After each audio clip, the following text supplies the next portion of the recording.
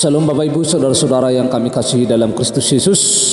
Marilah kita mendengar firman Tuhan khotbah epistel Minggu tanggal 23 Juli tahun 2023. Namun sebelumnya mari kita berdoa.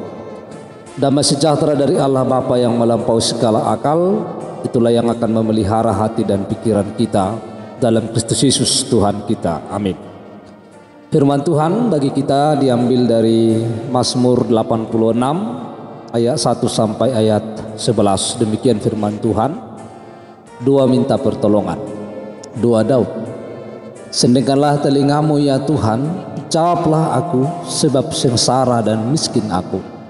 Peliharalah nyawaku sebab aku orang yang kau kasihi. Selamatkanlah hambamu yang percaya kepadamu. Engkau adalah Allahku, kasihanilah aku ya Tuhan, sebab kepadamulah aku berseru sepanjang hari. Buatlah jiwa hambamu bersukacita, sebab kepadamulah ya Tuhan kuangkat jiwaku. Sebab engkau ya Tuhan baik dan suka mengampuni dan berlimpah kasih setia bagi semua orang yang berseru kepadamu. Pasanglah telinga kepada doaku ya Tuhan, dan perhatikanlah suara permohonanku. Pada hari kesesakanku aku berseru kepadamu, sebab engkau menjawab aku. Tidak ada seperti engkau di antara para Allah ya Tuhan, dan tidak ada seperti apa yang kau buat. Segala bangsa yang kau jadikan akan datang sujud menyembah di hadapanmu ya Tuhan, dan akan memuliakan namamu. Sebab engkau besar dan melakukan keajaiban-keajaiban, engkau sendiri saja Allah. Tunjukkanlah kepadaku jalanmu ya Tuhan, supaya aku hidup menurut kebenaranmu. Bulatkanlah hatiku untuk takut akan namamu. Demikian pembacaan firman Tuhan. Saudara-saudara, tema khotbah kita pada saat ini beriman dan bertumbuh di dalam Tuhan. Mengenai beriman dan pertumbuhan di dalam Tuhan, di dalam setiap kehidupan kita tergantung kepada setiap pribadi di tengah-tengah kehidupan ini. Saudara-saudara, kalau kita melihat sebuah survei untuk menggali apa alasan-alasan seseorang bisa kemudian meninggalkan imannya, di antara 5 alasan terbanyak, salah satunya adalah penderitaan hidup membuat seseorang menyimpulkan bahwa Tuhan itu sebenarnya tidak ada. Setelah mengalami penderitaan hidup, mereka kemudian tidak lagi menjadi orang yang percaya kepada Tuhan. Saudara-saudara, apakah kita mengenal atau ada di antara kita orang-orang seperti ini? Ketika dalam keadaan nyaman, dalam keadaan tidak ada kesulitan hidup, dia menjadi seorang Kristen yang rajin untuk berdoa, rajin untuk melayani, rajin untuk menyembah Allah. Atau sebaliknya, mereka lari menjauh dari Tuhan ketika menghadapi persoalan kehidupan, menghadapi kesulitan-kesulitan di dalam hidup ini. Mengapa bisa demikian? Apakah kesulitan hidup itu yang menjadi penyebabnya? Saudara-saudara, memang hal itu bisa menjadi pemicu, tetapi yang menjadi penyebab utamanya pasti bukan itu. Saudara-saudara, banyak sekali yang kita perhatikan dan kita lihat dalam tokoh Alkitab yang mengalami kesulitan hidup. Misalnya dalam khotbah ini, Daud sepanjang hidupnya berulang kali dia mengalami pergumulan hidup yang berat, pergumulan-pergumulan yang sering dia hadapi. Bahkan dia tuliskan juga dalam Mazmur-Mazmur ini, dan salah satunya adalah Mazmur 86 ini. Dan jika kita mencermati isi daripada Mazmur 86 ini, dapat digolongkan kepada Mazmur ratapan pribadi, pergumulan yang sangat luar biasa. Kita melihat Daud meratap karena keadaan yang susah yang sudah terjadi. Musuh-musuhnya ingin membunuhnya. dan dia merasakan dirinya betul-betul lemah. Jika pada saat ini kita merasakan tekanan hidup yang begitu besar, mungkin belum seberapa jika dibandingkan dengan Daud. Saudara-saudara, yang perlu kita perhatikan, apakah Daud meninggalkan Tuhan dalam setiap kesulitan dan pergumulan yang dihadapi? Kalau kita perhatikan, ternyata Daud tidak meninggalkan Tuhan karena kesulitan hidup, tetapi justru karena kesulitan hidup yang dihadapi menjadikannya semakin mendekat kepada Allah. Dalam keadaan yang semakin sulit yang dihadapi, dia senantiasa berdoa kepada Tuhan. Sesuai dengan judul perikop kita, doa minta pertolongan. Saudara-saudara, ketika kita berdoa atau ketika Daud berdoa, tidak ada yang luar biasa di situ. Apa hebatnya doa? Tetapi kalau kita mengalami masa-masa yang sangat genting, sangat terdesak, berdoa itu pun merupakan suatu pergumulan. Dengan berdoa kita menyandarkan diri kepada Tuhan di dalam hidup kita. Saudara-saudara, dalam masa sulit yang begitu berat, sangat sulit juga orang berdoa.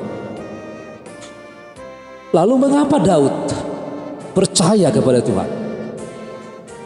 Saudara-saudara, karena Daud sangat mengenal Tuhan. Bisa kita melihat pernyataan iman Daud dalam ayat yang ke-8. Dia mengatakan, "Tidak ada seperti Engkau di antara para Allah, ya Tuhan, dan tidak ada seperti apa yang Kau buat."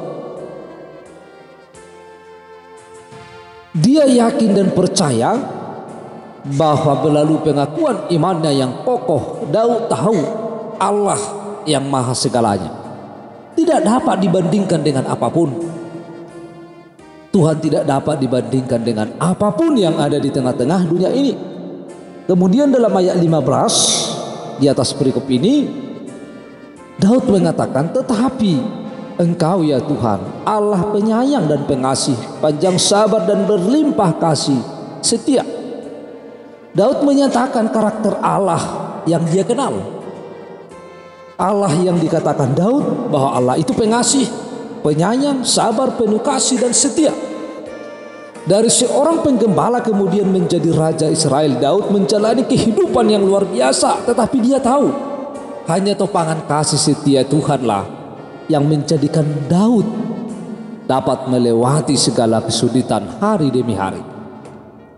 Saudara-saudara, pengenalan Daud yang seperti itu membuat Daud tetap memiliki iman yang kokoh. Dan dia tidak ragu untuk meminta pertolongan Tuhan dan menghadapi kesulitan hidup. Bahkan Daud berkomitmen untuk setia menjalankan kehendak Tuhan. Kita lihat dalam ayat 11. "Tunjukkanlah kepadaku jalan-Mu ya Tuhan, supaya aku hidup menurut kebenaran-Mu. Bulatkanlah hatiku untuk takut akan nama-Mu." Ini adalah sebagai komitmen hidup yang dia sampaikan oleh Daud dalam kesaksiannya, dalam doa-doanya kepada Tuhan. Dia tidak ragu untuk meminta pertolongan kepada Tuhan dalam berbagai kehidupan. Dia berkomitmen untuk tetap setia, untuk menjalankan kehendak Allah di dalam hidupnya. Saudara-saudara, bagaimana dengan kita? Pada saat ini bisa kita katakan bahwa teknologi semakin maju, yang membuat kita semakin mudah untuk mendapatkan berbagai informasi dalam segala hal, termasuk informasi-informasi yang bisa membuat kita sesat, informasi-informasi yang bisa kita dengar, termasuk juga khotbah-khotbah yang juga enak didengar, termasuk juga berbagai hal ditawarkan oleh kemajuan teknologi bagi kita. Saudara-saudara, Tuhan yang diberitakan adalah Tuhan yang harus sesuai dengan firman Tuhan.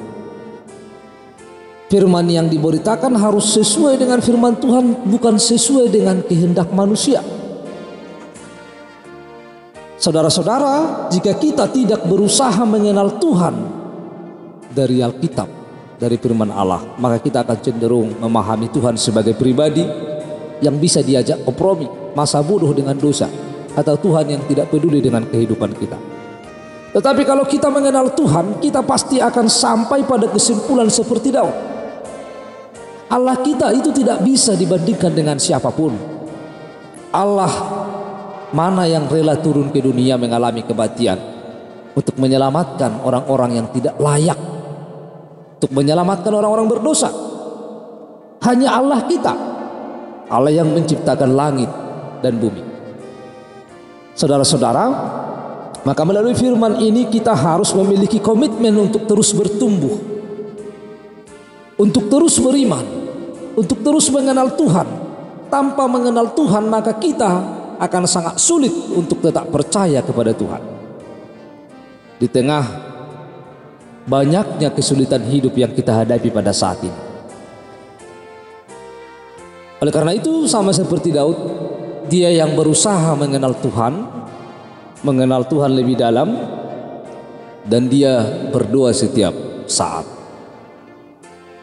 Dia senantiasa beriman dan bertumbuh di dalam Tuhan dalam setiap kehidupan. Dalam kesesakannya, bahwa Daud tidak berkurang, atau dalam kesulitannya tidak mengurangi imannya kepada Tuhan, tetapi justru karena berbagai kesulitan yang dia hadapi, dia semakin bertumbuh dalam Tuhan.